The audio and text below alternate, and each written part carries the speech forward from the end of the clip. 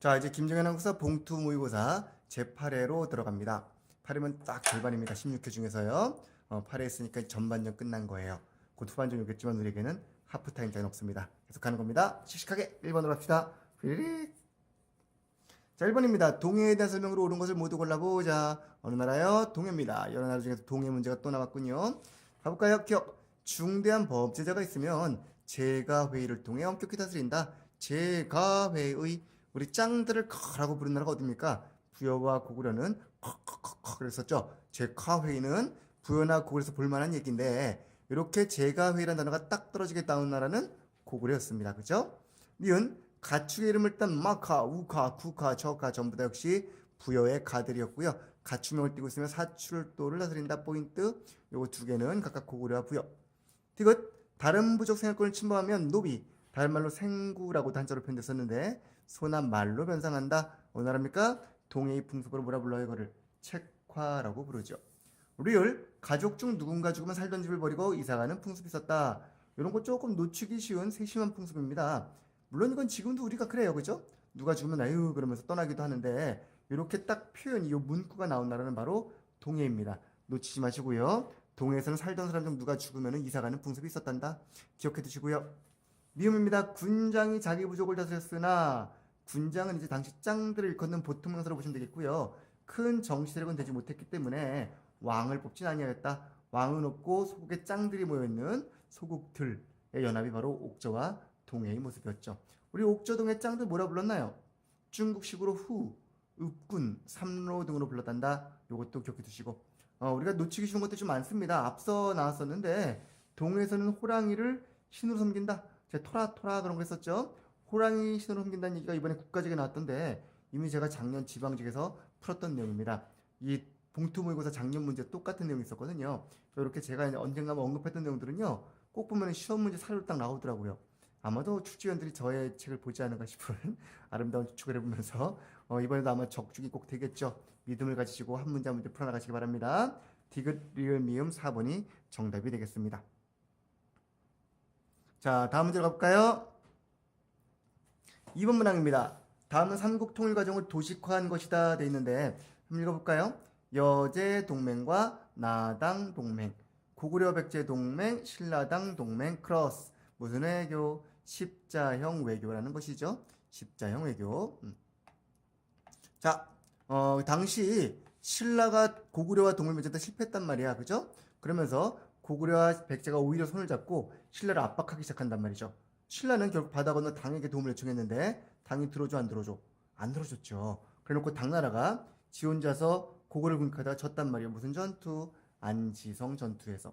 결국 당나라는 무릎을 꿇고 그런 건 아니지만 신라의 동맹 요청을 받아들입니다. 그래야 진덕여왕 때 나당 연합군이 결성이 됐고요. 결과적으로 이제 하나씩 깨나가는 거죠. 맨 처음 어디부터? 약한 놈 먼저 그래서 백제부터 공격을 했었고요. 그 다음에 668년 8년 뒤에 고구려를 치러 간단 말이지. 그리고 676년에 통일을 완수하게 되었답니다. 라는 스토리인데 이 문제에서는 백제 멸망과 고구려 멸망 사이를 묻고 있습니다. 자, 우리 문제 보지 말고 머릿속으로 한번 따라가 볼까요? 백제가 멸망하자 백제선 부운동 일어난다. 누가요? 복신, 도침 등 그리고 흑치상제 등이. 복신, 도침은 주류성, 사비성에서, 흑치는 임존성에서 부운동을 일으켰다가 왕자로 풍을 추대했답니다. 왕자 풍을 왕으로 추대했던 게 부흥군이었고요. 그리고 나서 왜가 이들을 지원했단 말이죠. 지원하다가 백강전투에서 패배합니다. 663년의 일이었고 이렇게 패배하자 당시 당은 신라와 백제를 모두 먹겠다는 일념으로 계림도독부를 마저 설치합니다. 백제 멸망 후는 웅진도독부를, 백제 부흥운동 실패 후에는 계림도독부를. 자, 그리고 나서 좀 있다가 고구려가 망했어요. 망하고 나서 고구려도 부흥운동 일어났겠죠. 그걸 누굽니까? 선지 이번에 있는 안승입니다. 안승은 고구려 부흥 세력으로서 당시 투항을 해오자 신라가 그를 익산, 지금의 지명은 익산이고 당시는 금마저라고 했었죠. 금마저에다가 안치를 딱 시켜놓고 보덕국이란 나라를 세우게 준 거죠. 그래야 신라가 백제 고구려민을 모두 끌어들여서 나당 전쟁에 돌입하게 되는 것입니다. 따라서 이번은 고구려 멸망보다 뒤에 올 내용이네요. 맞나요? 자, 요거 순서 잡아가는 겁니다.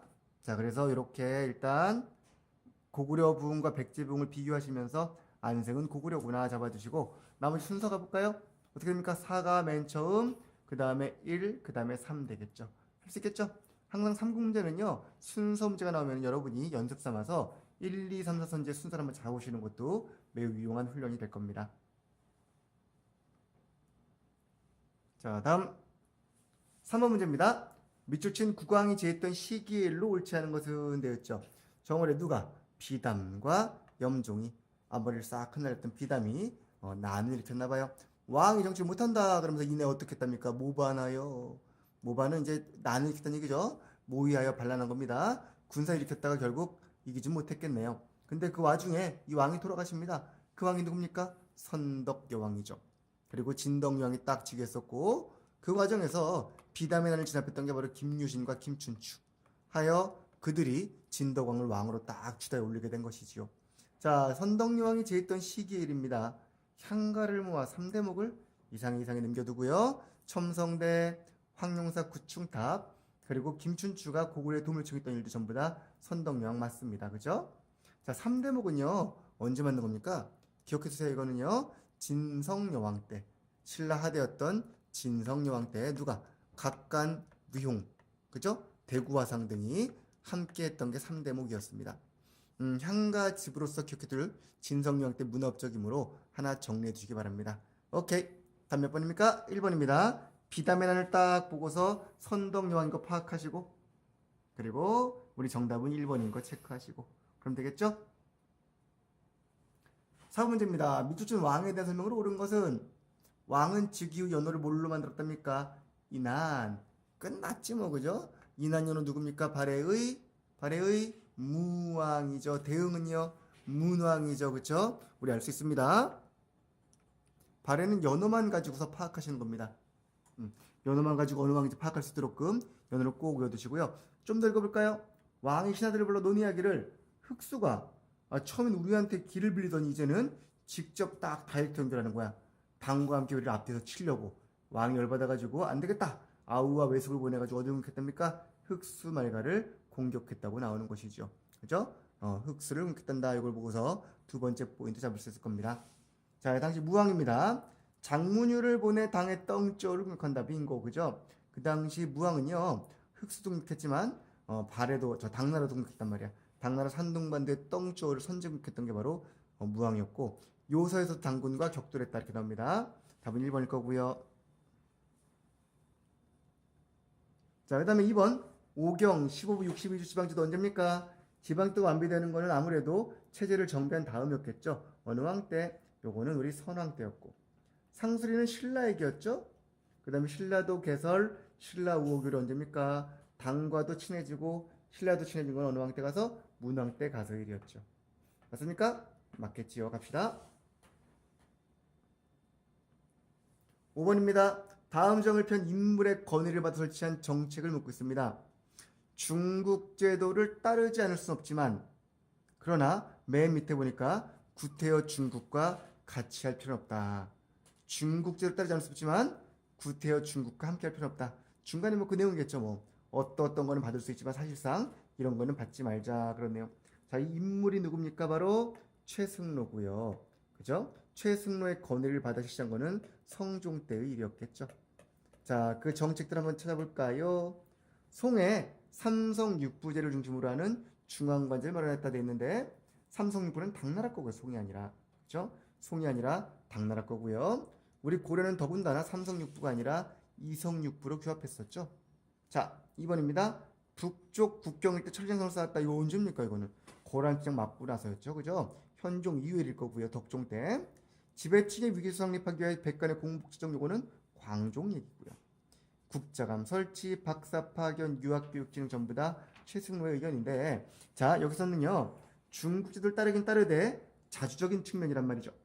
즉 그래서 1번 선지에 있는 것도 당일지랄지라도 당의 삼성육부를 따르지 않을 수는 없지만 구태여 중국 같이 하지 아니하고 이성육부로 당의 교육지도를 따르지 않을 수 없지만 우리식으로 정비하여 지방에는 박사 파견으로 뭐 이런 식으로 우리식으로 변형했다는 게 중요한 포인트가 되겠죠. 이해되십니까? 최승로의 건의였습니다. 정답 몇 번? 4번에 있습니다. 자, 6번 문제입니다. 가나 과거제에 대한 설명으로 옳은 것은 되었습니다. 가는 고려, 나는 조선이죠. 자, 가는 고려, 나는 조선입니다. 알 수 있어요? 제술과, 명경과, 잡과. 제술과 명경과가 아마도 문과에 해당하는 것일 거고요. 제술은 논술이라 그랬죠? 문학, 그 다음에 정책, 명경은 경전이니까 유경전 내용들. 잡과는 뭐 기술칙들 말하는 것이고. 조선은요, 문과, 무과가 있고 잡과가 별도로 있습니다. 문무과가 함께 시행되어 양반 체제가 완성되었다. 문과는 생진과라는 속과와 합격을 하면은 다시 대과가 있는데 대과를 좁은 의미로는 문과라고 따로 불렀습니다. 자, 문제 볼까요? 고려하시는 거 파악해 두시고요. 자, 1번입니다. 무시는 주로 과거를 통해 등용되었다. 고려 때 무시는요, 그냥 쌈잘하면 됩니다. 무과 있습니까? 없습니까? 없었죠. 잠깐 실천 적은 있다 그랬는데 언제였죠? 예종 때 칠제 만들면서. 기억나세요? 2번입니다. 백정농민도 제술과 합격하는 경우가 많았다 됐는데 물론 법적으로 응시는 가능합니다. 그러나 국자감 입학에 제한이 있습니다. 즉 백정농민은 국자감에 들어가지 못했고요. 들어가더라도 잡과를 시험 보게 됐던 우리 기수작부에만 들어갈 수가 있었죠. 따로 제술과 합격은 매우 어려웠다라는 게 포인트. 볼 수는 있지만 매우 어려웠다. 많지 않았다. 3번. 조선시대는 고관이 되기 위해서는 대과 합격하는 것이 유리했다. 당연합니다. 속과만으로는 세용원 진사밖에 안 됩니다. 지방의 어떤 그 말단 관직은 가질 수 있지만 중앙관이 되거나 고관이 되려면 반드시 대과를 봐야 되겠죠. 따라서 3번이 정답 되겠죠. 자, 4번. 가시기의 나에서는 음서가 아무래도 많이 줄어듭니다. 그죠? 음서는 고려에는 꽤 활발했으나 조선은 음서를 쪽팔려서 하지 않습니다.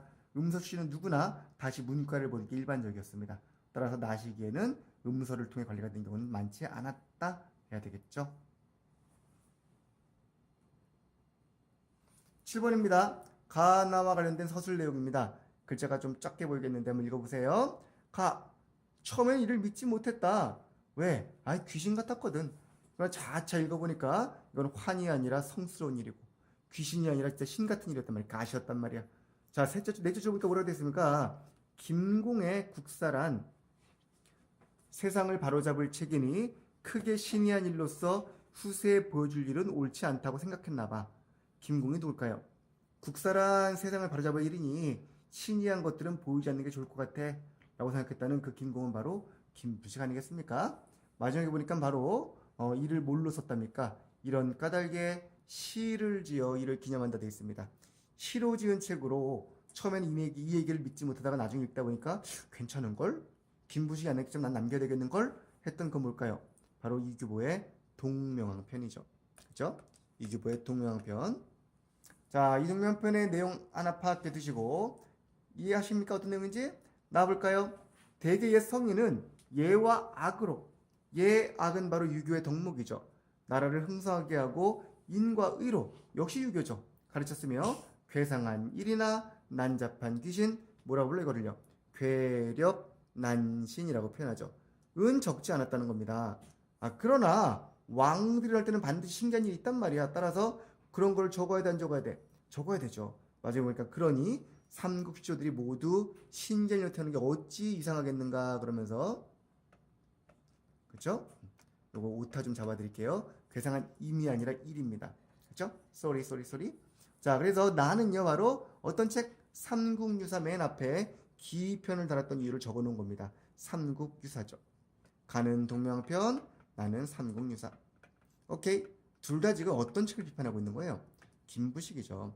김부식, 김공이 이런 일을 쓰지 않았던 거를 동명편에서 얘기하고 있는 것이고요. 나에서는요.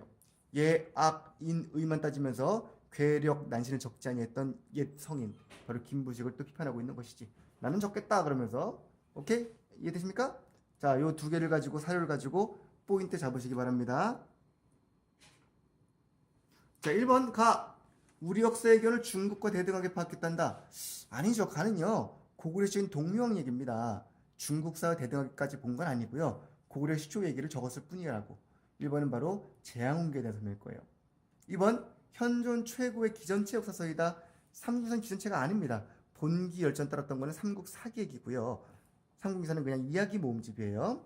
이때 사자는 삼국유사 사자는 역사할 사자가 아니라 일사자입니다. 즉 삼국사기에 남은 일을 모았다 이런 뜻이에요. 삼국사기 여집합이었고 기전체가 아닌 그냥 이야기 모음책. 3번 가나는 고구려에서 멸망했단다. 가능합니다. 그 나는 딱히 그런 걸 볼 수 없습니다. 오히려 고조선 계승 그리고 삼국 중에서는 신라에게 가장 많았던 게 삼국유사입니다. 4번 가나 모두 유교적 합리주의 너무 합리주의적이어서 이런 걸 적지 않았던 그 내용을 비판하고 있는 것이죠. 너무 이성적으로 하는 거 이거 아니란 말이야. 그러면서 비판한 게 바로 가와 나의 책이에요. 정답 몇 번? 4번 되겠네요. 됐죠? 요 조금 사료를 보시면서 파악하는 문제 잘 이해해 주시기 바라고요. 그럼 다음 문제로 가볼게요. 8번입니다. 자료에 나타난 시기의 사실로 옳은 것은 시기를 묻고 있는데 맨 첫 줄에 딱 힌트가 나와있네. 누구? 이자겸. 자, 우리 이자겸의 아들들이 뭐 이런 일을 하고 있단 말이야. 보니까 완전 개판이죠. 이자겸 아들들의 어떤 문벌 귀족의 생활상을 보여주는 모습이에요. 그렇죠? 이자겸은 고려 인종 때문이었고 문벌 귀족의 생활상을 보여주고 있단다. 자, 그렇다면 언제입니까? 고려 중기 얘기죠. 1번 왕계생 관련한 좀 글씨 쓰고 왕계생 관련한 입성책동이 뭐예요? 입성책동은 우리나라를 행성이 아닌 성으로 세워달라는 책동입니다. 바로 친원파들이 우리가 왜 원나라의 부속에 불과하냐? 직접 원의 지방 단위를 인정해달라 그러면서 원의 행정국이 되기를 원했던 거. 그런 얘기죠. 친원파들이 원 간섭기에. 2번 도평리사사 역시 원 간섭기에 나왔던 제도였고요. 3번 혼인관계를 통해 정권을 잡은 세력이 바로 누굽니까? 가문에 의한 벌효관계가 바로 문벌 귀족이죠. 정답 3번이 되겠고요. 4번이 되겠고요. 4번 개경에서 만족이 나온 거는 무신직권기입니다. 무신직권기였고요. 그렇죠? 따라서 정답은 문벌 귀족기 3번이 되겠네요. 자, 9번입니다. 다음과 같은 입장에서 추진된 정책으로 옳은 것은 되어 있는데요. 정책을 묻고 있는데 내용을 보니까 유자의 돈은 유학자의 돈은 이런 일로 모두 좋은 것인데 불교는 이와 같지 않습니다. 그러면서 그렇죠? 유교는 참 괜찮은 건 지극한 이치인데 불교는 이와 같지 않아서 친척도 버려 남녀도 끊어 그렇잖아요. 그렇죠? 일간지척 다 버리고 남녀를 끊어 결혼도 안 해. 석굴에 혼자 앉아가지고 지 혼자만 잘하겠다 그러면서 속세를 떠나. 이게 말이 돼? 그러면서 이거는 평상의 도가 아니다라는 거죠. 따라서 유교 입장에서 불교를 비판한 것이죠. 즉 유교 입장에서 불교를 비판한 정책인 숭유 억불책을 고르면 되는 것입니다. 그렇겠죠? 자, 1번 가볼까요? 도첩제를 폐지한다. 누가? 성종이 도첩제를 폐지함으로써 아예 승려의 출가 기회를 막아버린 것이죠. 그래서 1번은 된다 안 된다? 된다. 소육사역파는요 조광조가 외친 겁니다. 물론 유학자로서 한 건 맞습니다만 소육사는 도교기관이죠. 관계없고요. 내불당 건립이나 간경도감 설치는 불교 진흥이죠. 세종이 내불당 왕실 안에 불당을 만들었고요. 세조는 불경을 간행하는 임시관청 도감 간경도감을 두었답니다. 3, 4번은 그러니까 숭유억불 속에서도 불교가 남아있었던 어떤 그 존립했던 모습을 보여준 내용이랍니다. 이해되시죠? 자, 여기까지 마무리합니다. 10번입니다. 조선의 신량, 역천에 대한 설명을 옳지 않은 것으로 되었습니다. 신량, 역천. 신부는 양인이지만 하는 일이 천했던 사람들. 우리 7가지가 있다 그래서 보통 7반 천역이라고도 부르죠. 7반 천역 7가지가 있습니다. 누구였나요? 선지 2번에 있는 조례, 중앙관청의 실무직들, 나장, 포졸들, 수군과 봉수군, 그 다음에 지방관청에 이제 총석을 했던 일수라든가, 그 다음에 좋은 운반했던 조졸이라든가, 그 다음에 역졸이 있었죠. 아면서 뛰어난 역졸들도 전부 다 신량 역천이었답니다. 7가지 7반 천역인데 조선의 신량 역천은요 고려의 본래 간이나 척으로 끝나는 봉숙간, 염간, 그 다음에 화척, 진척 같은 간이나 척으로 끝나는 분들 뭐라 불렀어요? 칭간, 칭척자라고 불렀습니다. 칭간, 칭척자. 이분들이 고려시대 때 이제 존재했던 분들인데 이분들이 조선 들어가면서 어떻게 했어요? 일부는 평민으로 들어가서 신량 역천이 된 것이고요. 일부는 천민으로 전락하면서 우리 여러 가지 백정이라든가 다양한 천민 신분이 되었던 것이죠. 이 칭간, 칭척자를 보통 조선 신량천의 조상 정도로 보고 있는 거예요. 그러니까 고려에는요, 백정이라든가 이런 분들이 조선의 백정, 도살업자라든가 이런 분들이 천민으로 대우받지 않았습니다. 평민이지만 천대받는 평민이었고 천민은 그저 노비, 이랬었는데 이게 주선 들어가면서 일부는 양인으로서 실력역천, 일부는 천민으로 변해갔구나라는 그 정도의 의미를 파악해 주시면 좋겠습니다. 되시죠? 자, 한번 가볼까요? 이 정도로 실력역천의 의미를 파악해 두시고요. 1번입니다. 아이고, 1번입니다. 누구나 기표는 고된 역에 종사했다. 맞죠? 고됐기 때문에 다 피하고 싶었죠. 그래서 이 일을 하다가도 일정 기간 이 일을 다 감당하시면은 양인으로서 승격도 됐던, 그러니까 보통 양인으로서 권리를 인정해줬던 그런 분들이 신령청이랍니다. 조례 나장 수군 맞고요. 이들이 문광에서 금지되었나? 법적으로 양인이기 때문에 꼭 그런 건 아니었고요.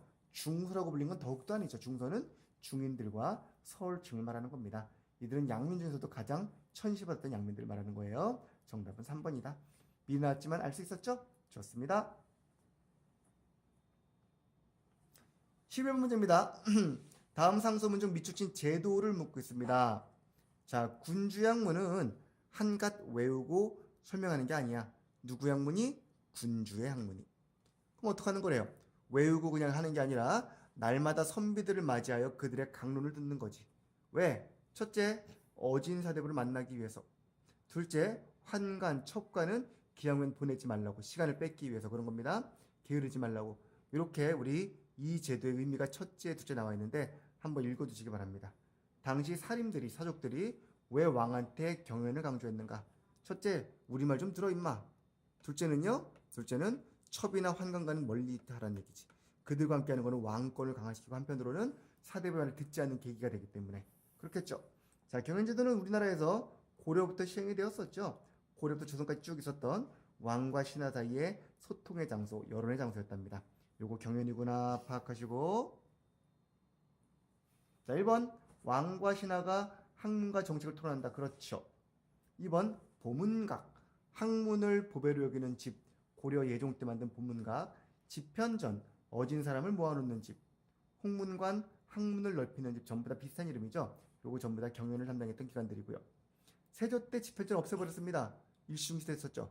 세조도 그랬었고 성종이 홍문관을 만들어 다시 부활시켰는데 나중에 연산군도 그랬고요. 그런 적이 일시 있었고요. 우리나라에서는 조선 태조가 경연청을 둔 건 맞지만 그때 시작한 게 아니라 이미 고려부터 있었다고. 앞에 이번에 있는 보문각은 고려시대의 관청입니다. 그렇죠? 고려부터 있었다는 거 놓치지 마시고요. 정답은 4번이 되겠네요.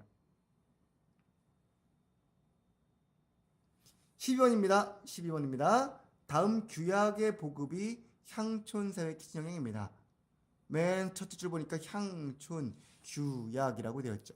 향촌 규약에 향약이 나와 있네요. 그죠? 이 정도면 딱 포인트 잡혀요? 향촌 규약. 네 가지가 있는데 뭐 첫째 보니까 윗사람 잘 섬기고 친구랑 화목하고 뭐 삼강오륜 내용이네. 그죠? 세금 잘 내라고. 두 번째, 이런 거 이상한 거 하지 말라고. 세 번째, 예의범절 지키라고. 네 번째는 이럴 경우 서로 도와주자고. 우리가 흔히 들었던 4대 덕목과 약간 유사하죠. 향약의 4대 덕목과 유사하지만 또 그건 아닙니다. 지역에 따라서 분명히 변형이 됐기 때문에 4대 덕목과 같을 필요는 없겠죠. 그죠? 어떤 지역의 규약인 것 같습니다. 자, 이거 뭐라고요? 향약. 자, 볼까요? 향약은 양반이 만들어서 평민에게 지키게 만들었던, 그래서 백성들의 미풍양속과 양반들이 원했던 유교윤리를 함께 결합한 게 바로 향약이었죠. 따라서 향약을 보급하면은 양반이 향촌 질서의 주인공이 될 수 있는 것이죠. 그러니까 1번과 2번 가능하겠죠?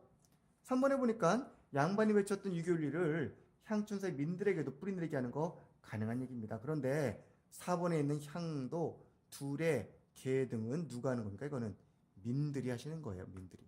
그죠? 따라서 요거는 백성들의 공동체 조직으로서 향약을 통해서 더 활성화되기는 어려울 겁니다. 향약은 양반들이 백성을 통제하고 지도하는 것이라면 향도 둘의 개 등은 백성들의 생활 풍속, 공동 노동 조직 이런 것들이었습니다. 이해되시죠? 정답은 그래서 몇 번? 4번 되겠습니다. 다음 13번 문제입니다. 밑줄 이 학문과 관련된 설명으로 옳은 것을 골라보자 되어 있는데 출전이 뭐예요? 퇴계집이네요. 그죠? 자, 우리 이왕 하면 떠오르는 게 좀 있을 겁니다. 이 학문은 인과 의를 해치고 어지럽힌단 말이야. 왜냐? 심, 즉, 리라는 말을 만들어냈거든. 심, 즉, 리라는 말을 통해서 천하의 리는 마음속에 있다 그러면서 공부 안 해도 된다 그랬단 말이야. 이건 불교야? 그러면서 비판했던 거죠. 바로 이왕의 어떤 책에서 우리 이 학문이 뭡니까? 심증리 학문이. 양명학이죠. 이 양명을 썼던 분이 왕양명 씨, 왕순 씨인데 그 양명을 만든 분이요. 이 왕순 씨가 쓴 책이 있습니다. 전습록이라고. 그 책을 비판했던 게 바로 이황이었죠. 전습록 변의 내용이에요. 전습록을 비판했던 전습록 변의 내용이 바로 이 책입니다. 자, 이 학문은 바로 양명학이고요. 이학파를 자 일단 포인트 잡아야 되겠죠. 이학파를 중심으로 그럴 리가 없죠. 이 역시 성리학자입니다. 이건 주로 성원학파, 저 후에 성원을 따랐던 소론들이 본격적으로 수용했던 학문이었고요. 청나라와 교류가 활발해지면서 크게 확산되었다. 양명은 처음부터 끝까지 크게 확산되지는 못했습니다. 더군다나 이건 명으로부터 들어왔고요. 확산되지도 못했고요. 3번 유불도의 민간신앙을 그런 건 아니죠. 이런 거는 아마 동학 같은 게 대표일 것이고 박은식, 정인보 같은 근대기 민족운동가들이 모두 양명학자였죠. 박은식 유교신론, 정인보는 강조했던 대표적인 양명학자였습니다. 정답 몇 번? 4번 되겠네요. 이상 마무리. 14번 문제입니다. 다음 임무를 수행하는 고려의 관리를 묻고 있어요. 문제수이 고려라고 되어 있고 출전도 고려사라고 되어 있고요. 어떤 관리일까요? 자, 보니까 첫째, 백성들이 근심이 뭔지, 괴로운 게 뭔지 살피고, 둘째, 향리가 잘 하는지 살피고, 셋째, 도둑, 간사한 놈 잡을 것이며, 넷째, 백성이 법령을 위반하는지, 다섯째, 백성이 효애가 있는지, 여섯째, 향리가 혹시 잘못 안 하는지. 그러니까 백성과 향리를 통치하는 겁니다. 자, 누구예요? 바로 수령 말하는 거예요. 수령. 수령에 대한 얘기인데요. 물론 우리가 보통 알기를 고려하면은 수령 5사, 조선 수령 7사 이렇게 외우고 있죠. 5개 나오면 고려, 7개 나오면 조선 그랬는데 이건 수령 5사 7사는요. 그들의 업적 그 항목을 업무를 담은 내용이고 이거는 지금 누구나 쓸 수 있는 거잖아요. 우리가 보통 이런 거 얘기하는 거죠. 뭐 이를테면 수험생의 덕목은 4가지가 있다 했지만 그 4가지 외에도 어떤 사람이 얘기할 때는 5개, 6개 말할 수도 있잖아요. 그런 걸 염두에 두고 오셔야 됩니다. 여기서 지금 고려라고 돼 있기 때문에 이게 5개가 아니라 6개일지라도 수령 5사인데 6사야? 그러면서 헷갈릴 게 아니라 내용을 보시고 백성과 향을 이렇게 통제한다면은 수령밖에 없겠구나라는 걸 파악하셔야 되는 거죠. 그러니까 여러분이 수령 5사를 외워서 푸는 게 아니라 수령이란 어떤 관직인가를 이해하시고 항상 문제 접근해야 되는 거죠. 제 말 아시겠어요? 무슨 말인지? 그렇다고 해서 수령 5사가 고려가 아닌 건 아닙니다. 수령 5사 나오면 고려, 수령 7사 나오면 조선은 맞아요. 하지만 이렇게 6개가 나오더라도 너무 놀라지 말란 얘기입니다. 내용을 보시고서 파악하는 게 급선무니까. 이해되시죠? 자, 가볼까요? 1번. 오도의 모든 군현에 파견되었다. 모든은 아니었죠. 우리 속군과 속현이 훨씬 많았기 때문에 아닐 거고요. 양계에서는 병마사의 관리와 감독을 받았다. 오도에는 안찰사가, 양계에는 병마사가 수령을 통치했으므로 2번은 맞습니다. 정답 2번. 3번. 군사기밀 담당은 어느 기구의 중추원의 추밀얘기입니다. 그죠? 향, 부곡소에는 수령이 파견되지 못했고 향리가 파견되었단다. 향리가 파견이 아니라 향리가 통치했단다. 정답 몇 번이다? 2번이다. 됐나요? 자, 15번 문제입니다. 다음 자료 관련된 경제적 운동입니다. 경제적으로 나라를 구했던 운동입니다. 국채 1,300만 원은 나라의 존망에 달려있으므로 갚아야 된다라는 겁니다. 무슨 운동? 국채보상운동 언제? 1907년 통감부기에 어디에서? 대구 광문사에서 누가? 김광재, 서상돈, 양기탁 등이. 맞아요? 그렇습니다. 이거 모르면 큰일 나죠? 국채보상운동이고요. 자, 이 운동에 대한 설명으로 옳은 걸 골라바랍니다. 조만식의 주도로 평행해서 너는 물산장려. 사회주 영향으로 사회주는 20년대가 돼야 들어옵니다. 대한자강의 시민회는 이 국채보상이 한창이던 그 시기 활동한 애국계몽 단체 힘으로 틀림없이 참여했겠죠. 가능하죠? 이렇게 시기적으로 가능한 거 아닌가. 같은 계열의 운동이므로 애국계몽운동은 잘못했네. 애국계몽운동은 결국 산업과 교육이었거든요. 그러니까 대한자강의 시민회가 외쳤던 그 구호와 이 당시 국채보상은 같은 맥락이었고 더군다나 신민회는 국채보상을 듣던 양기탁이 만든 조직이었습니다. 따라서 분명히 가능한 내용이에요. 일본 상품 배격과 금주금연. 금주금연 이때도 나왔습니다. 물론. 하지만 일본 상품 배격은 물산장려운동에는 나올 수 있는 내용이죠. 1번과 4번은 물산장려, 2번은 시기가 맞지 아니합니다. 신민회가 참여했지만 주도했다 그러면 안 됩니다. 신민회는 비밀 결사했기 때문에 그 점은 놓치지 마시고요. 자, 10번 마무리할게요. 16번 문제입니다. 가 단체에 대한 설명을 옳지 않은 것은 단체를 묻고 있는데 1908년 국권비탈 전 누가 주시경 등이 국어연구학회, 국문연구소, 국어학연구학회 이런 걸 만들었었는데 이를 모태로 하여 만든 조직인데 여러 번 개편하다가 몇 년에 1931년에 이름을 고쳤답니다. 자, 21년에 조선어연구회, 31년에 조선어학회 외워하네요. 외우고 있죠. 자, 이들이 했던 일이 뭡니까? 국어 표준화 작업과 조선어 교육 작업이에요. 국어 표준화를 위해서 뭐 했어요? 일단 사전 편찬을 위해 노력했었고요. 우리말 큰 사전. 사전에 싣기 위해서 단어도 수집했겠지만 거기에 들어갈 맞춤법 통일한 표준어, 외래어 표기법 같은 표준화 작업을 했던 것이죠. 나아가 이 시기는요. 그 당시 농촌 계몽이 한창이었기 때문에 조선어 교육을 위한 한글 교육도 발간했었고 나아가 우리말 교육이 금지된 이후에는요. 이 단체가 중심이 돼가지고 조선어 강습소를 열어서 활동도 했답니다. 그러다가 어떻게 했어요? 강습소 활동하다가 결국 걸렸죠. 1942년 치안유지법 혐의로 그 회원들이 체포가 되면서 이윤재라든가 한징 등은 옥사당하셨고요. 결국 이 단체는 해체가 되고 말았습니다. 조선학회요. 결국 해체가 된 다음에 광복 후 1949년에 한글학회로 이름을 바꾸어 지금에 이르고 있는 것이지요. 오케이. 아직까지도 한글이란 잡지를 간행하고 있답니다. 자, 1번, 2번, 3번 설명드렸죠? 조선어 학회 활동이다라는 거. 자, 4번은요. 가계날을 만들었던 거는 조선어 연구회.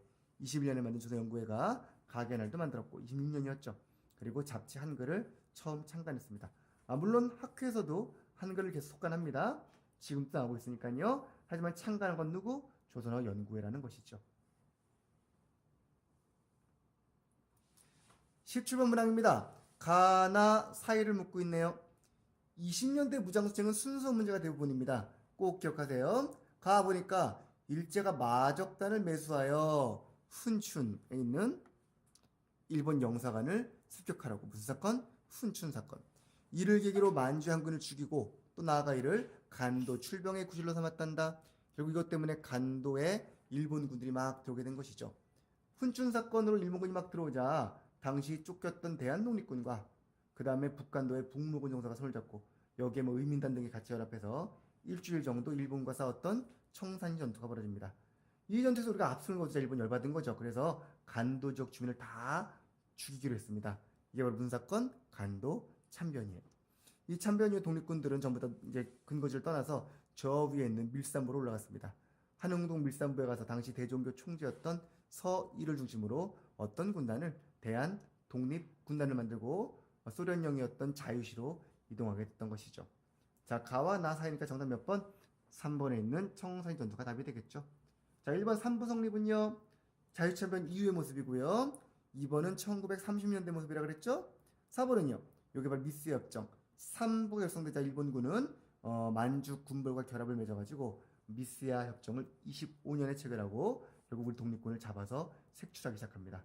그것 때문에 결국 독립군 부대가 삼부 통합 과정을 거친 후 아까 했던 2번 선지에 했던 한국 독립군, 남만주의 조선혁명군 등으로 재편됐던 것이죠. 순서는요. 가, 3, 나, 1, 4, 2 이렇게 되겠네. 항상 순서 같이 하는 거 놓치지 마시고요. 됐습니까? 헐. 18번입니다. 다음 활동을 한 인물을 묻고 있습니다. 서전서숙 1906년에 북간도에 세운 학교 누가 됐죠? 두 번째 연해주에서 13도 창의군. 연해주로 갔구나. 13도 의군은 국내 침투를 일으켰던 의병 조직이었고요. 대한광복군 정부의 정통령 1914년 대한광복군 정부를 만들고 정통령 올렸던 분 누구? 그분이죠. 바로 누굽니까? 이상설. 이상설은 국내에서 활동하다가 애국계몽운동도 벌이고 무장활동도 어느 정도 관심이 있었죠. 벌이다가 1905년에 을사늑약이 실되자 상소 올리고 이러다가요. 결국 어디로 갔습니까? 만주로 올라갑니다. 만주로 가서 1906년에 서전서속을 만들고 활동하다가 1907년 고종의 명을 받고 헤이그에 특사로 파견됐습니다. 하지만 실패했고요. 같이 간 이준과 이휘종이 모두 죽어요. 이 양반은 혼자 돌아와서 연해주에서 13도 의군을 만들어서 군 조직을 개편하시고 대한광복군 정부 정통령에 올랐던 그런 분이었죠. 기억나세요? 제가 이상설 인물사 잘 나오니까 꼭 기억하라 그랬는데, 그렇죠? 이상설에 대한 문제 나오고 있네요. 자, 1번 누굽니까? 김원봉, 그쵸? 의열단 활동이고요. 2번은요, 서간도 세력들인데 이상설은 북간도에서 활약하다가 연해주로 가신 분입니다. 경학사 신흥학교는 신민의 의원들과 그 다음에 우리 이상용이라든가 이시영, 이회영 형제라든가 강화됐던 양명학파라든가 이런 분들이 중심이 됐다 그랬죠. 나철과 함께 오저함사를 기획했던 거는 오기호라는 분이 있었는데 오혁이라고도 부르죠. 나철의 본명은 나인영, 오기호는 이제 오혁의 본명인데 보통 나철, 오기호 이렇게 부른다고. 이상설은 그 당시에 을사늑약치결로 상소를 올렸던 관료였습니다. 이러진 아니했고요. 그 전에 황무지양권 요구 반대상소는 가능했던 얘기입니다. 이거는 그 시기의 관료였구나를 보고서 유추해서 푸는 문제입니다. 물론 1, 2, 3이 아님을 알고 있다면 풀 수 있겠지만 이해되십니까? 아, 이런 것도 있었구나 하고 하나 정도 추가해 두시면 좋겠습니다. 오케이? 이상설은 일제의 황무지양권 요구했을 때 관료로서 이에 대한 반대를 주도했던 그런 인물 중에 한 명이었구나 파악해 두세요. 자, 19번입니다. 다음 개혁에 대한 옳은 설명을 골라보자 돼 있는데 내용 딱 보니까 무슨 개혁? 농지개혁이죠. 모르면 안 되죠. 다 나와 있는데 이 농지개혁이 어떻게 이루어졌는가 하는 설명을 좀 파악하시기 바랍니다. 요거 포인트 잡으시고 3종보 이상 초과하는 농가의 경우는 유상매수, 즉 3종보까지 소유가 가능했던 것이죠. 그때 뭘 발급했다고요? 집가증권, 가격은 얼마? 연수확량의 150%, 5년간 남는 것이기 때문에 농민들은요 1인당 1년에 30%씩 곱하기 5년에서 150%를 납부하는 게 바로 농지개혁의 방법이었던 것이죠. 맞습니까? 오케이. 농지개혁은 언제 한 겁니까? 1949년 재헌국회에서 만든 법에 따라서 이승만 정부에서 추진했던 농지개혁이었습니다. 따라서 미 군정기에 귀속지산 처리를 목적으로 만든 신한공사, 동척의 후신이죠. 이거는 관련이 없습니다. 기업과 니은은 모두 시기적으로 관련이 없는 내용이고요. 지주 중심의 토지 소유는 폐지가 되었겠죠. 왜? 9,000평 이상은 소유할 수 없으므로. 그래서 경자유전, 농사 짓는 사람이 밭을 가는 원칙은 확립이 될 수 있었답니다. 물론 오래가진 못했죠. 한 10년쯤 지나 흐지부지했습니다만 일단 답이 될 수 있는 건 몇 번? 디귿과 리을입니다. 이해되십니까? 오케이. 자, 다음 문제 가볼게요. 자, 마지막 20번입니다. 가속명에 대한 설명을 옳지 않은 것으로 되어 있고요. 닉슨 독트린 맨 첫 줄에 나와 있네요. 자, 닉슨 독트린 뭡니까? 1969년에 미 대통령 닉슨이 얘기했던 냉전의 완화의 배경이 된 사건. 그리고 남북 이산가족 상봉을 위하여 적십자회담이 추진되었단다. 남북 적십자 예비회담의 추진. 닉슨 독트린은 국제적 배경, 적십자는 민간적인 배경 그랬습니다. 요 두 개의 배경으로 만들어진 게 뭡니까? 바로 7사겠죠. 보니까 당국자 간에 비밀리에 상호 방문했다 돼 있습니다. 그죠? 비밀리에 가는 바로 7사 남북 공동성명. 이를 계기로 호칭했어도 드디어 남북이라는 북괴가 아니라 평양 북한이라는 용어가 나왔다는 게 뒤에 나온 내용들이고요. 7사 뭐 익숙하죠? 72년이었습니다. 자, 7사 직후 남북조절위원회가 설치가 되면서 뭔가 가능성을 보였습니다만 남한과 북한은 그 직후에 남쪽에서는 유신체제가, 북한은 사회전법이 만들어지면서 독재 구축에 이용되었던 측면이 강했던 것이죠. 자, 이번에 있는 한반도 비핵화선언은 뭡니까? 이거는 1991년에 있었던 남북 기본합의서 결과, 이제 핵 만들지 말자 그러면서 남북 기본합의서가 화해와 교류 그리고 화해와 불가침과 교류명이었거든요. 그러니까 불가침을 위해서는 핵을 만들지 말자라는 게 그 내용이었으므로 따라서 비핵화가 함께 나왔던 것이죠. 92년 노태우 정부 때입니다. 정답은 2번이고요. 자, 자평민 3대 원칙이 바로 7사의 원칙이다. 1번, 3번, 4번은 내용 알아두실 내용들입니다. 됐습니까? 이상으로 8회 마무리하겠습니다. 수고하셨습니다.